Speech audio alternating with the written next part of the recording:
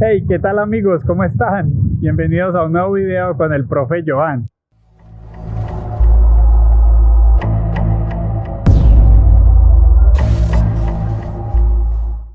El día de hoy nos encontramos en otra locación diferente. Estamos aquí en Ciudad del Río para hacer un video sobre todo de la naturaleza, donde vamos a hablar de estos temas tan importantes, y qué mejor espacio que ver este lugar tan bonito, donde tenemos zonas verdes, tenemos árboles y muy acorde a todo lo que vamos a explicar el día de hoy.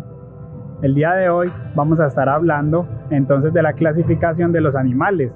Ya en otro video habíamos visto cómo están clasificados todos los seres vivos y que estaban en diferentes reinos, que eran 5. Pero hoy vamos a ver por qué razón, si todos estamos dentro del reino de los seres vivos, y de esos 5 reinos, qué características nos hacen estar dentro de uno o estar dentro de otro.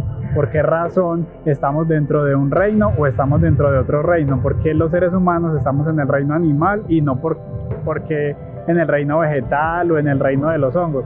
Ustedes dirán, pues claro, pues porque no somos hongos, pero porque no somos tampoco árboles. Sí, esa respuesta es muy clara, pero la pregunta es, ¿y qué características hacen que un hongo sí esté allá adentro o que una planta sí esté dentro de las plantas? Porque si ustedes los miran bien, por ejemplo, los hongos se parecen mucho a las plantas. De hecho, en otros tiempos, esos pequeños seres los clasificaron como plantas y no como hongos.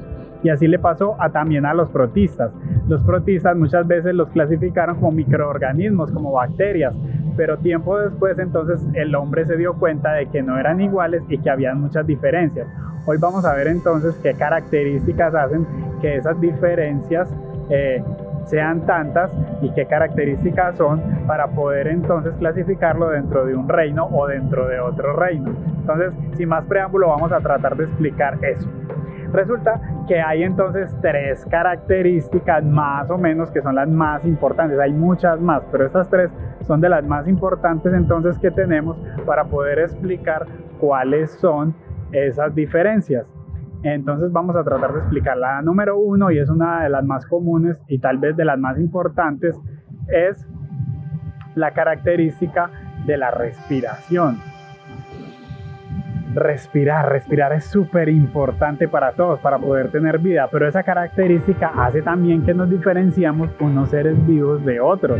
¿Cómo así que la respiración? Sí, la respiración no solamente es para inspirar y expirar y tomar el aire que da vida, no, la respiración también tiene otra función que está muy ligada a la digestión. ¿Cómo así? ¿No lo sabías? Pues ahora lo sabes.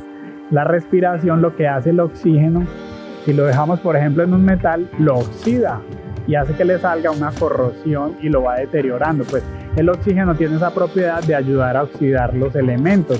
Por esa razón, cuando respiramos oxígeno, hacemos que él, cuando llegue a las células, ayude a oxidar los alimentos que nos comimos.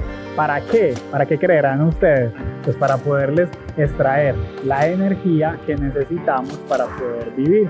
Y esa energía se hace mediante un ciclo que se llama el ciclo de Krebs. Y el ciclo de Krebs entonces es el que nos ayuda con la respiración de los seres vivos. Y ese ciclo lo que hace es explicar por qué de los alimentos se desprenden sus partículas energéticas que nos ayudan a todo, a caminar, a reír, a llorar, a bailar, a danzar, a ver televisión. Toda la energía que sacamos de ahí de los alimentos se hace mediante ese ciclo de Krebs.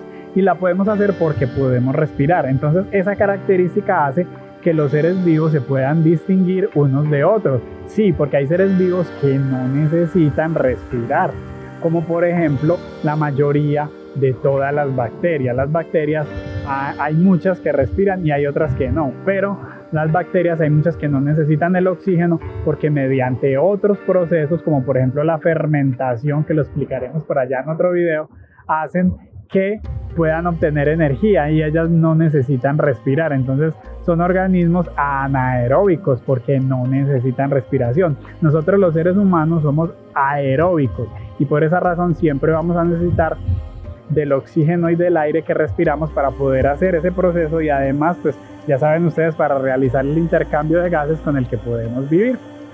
Entonces los seres vivos necesitamos esa respiración. Algunos protistas también realizan ese proceso de las bacterias en que no necesitan la respiración. Pero bien, hay ya todos los demás reinos, los que somos reinos superiores, o sea, los hongos, las plantas, aunque hay hongos también microscópicos, y los animales, no necesitamos dejar de respirar. Nosotros sí necesitamos la respiración. Por esa razón la realizamos, y de hecho muchos de nosotros, de los seres vivos que les acabé de mencionar, los superiores, necesitamos diferenciarnos también en esa respiración, y por eso nos han clasificado también en un reino u otro.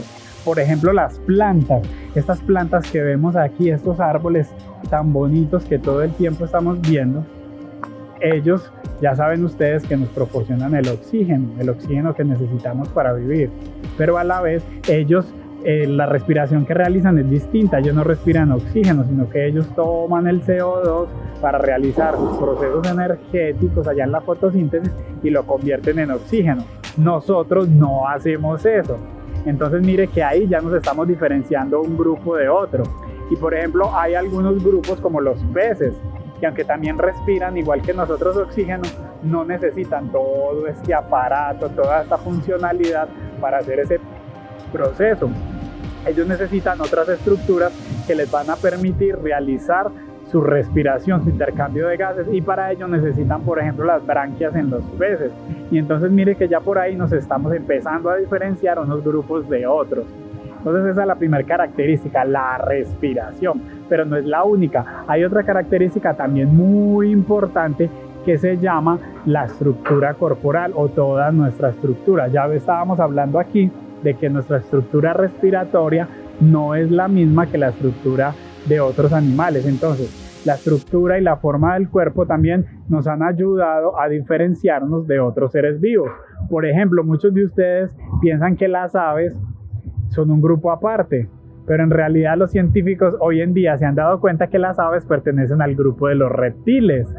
Sí, si se fijan bien, ellos pertenecen ahí, no se parecen, ¿cierto? Pero se reproducen por huevos, tienen también el mismo tipo de respiración que es aquí terrestre, aunque algunos se han diferenciado pues porque se pueden meter largas horas en el agua. Entonces las aves, lo que pasa es que han formado estas estructuras de alas tan bonitas y esos colores y de tantos tamaños que son, que pareciera que se hubieran diferenciado de los reptiles, pero en realidad siguen perteneciendo a ese mismo grupo. ¿Ya que voy con esto? Y es que las estructuras que nosotros tenemos internos también nos ayudan a diferenciar de unos seres vivos a otros. Por ejemplo, las plantas, volvamos al ejemplo, ellas no tienen todos los órganos internos, pero sí tienen unas estructuras internas por donde va toda la savia que toma la planta, como el xilema y el floema, que nosotros no poseemos por dentro. Nosotros tenemos otra estructura muy diferente. Nosotros, por ejemplo, necesitamos, en vez de savia, la sangre que va por todas las partes de nuestro cuerpo. Entonces, las estructuras que tienen los seres vivos también los diferencian unos de otros. Por esa razón podemos localizar algunos en unos grupos y otros en otros. Y la tercera característica también súper importante son las células. ¿Cómo así que las células? Luego todos los organismos vivos no tenemos células. Claro que sí, pero resulta, y ya lo hemos visto también en otros temas cuando vimos la célula, que las células pueden ser de dos tipos también, procariotas y eucariotas. Se sabe que a través del tiempo, cuando la Tierra apenas se estaba formando y los seres vivos comenzaban en el planeta, las primeras células aparecieron. Estas células se llaman las células procariotas. Eran unas células muy simples que no tenían núcleo definido, sino que el material genético de ellas estaba por toda la célula, no tenían una pared celular que las protegiera, eran células muy simples.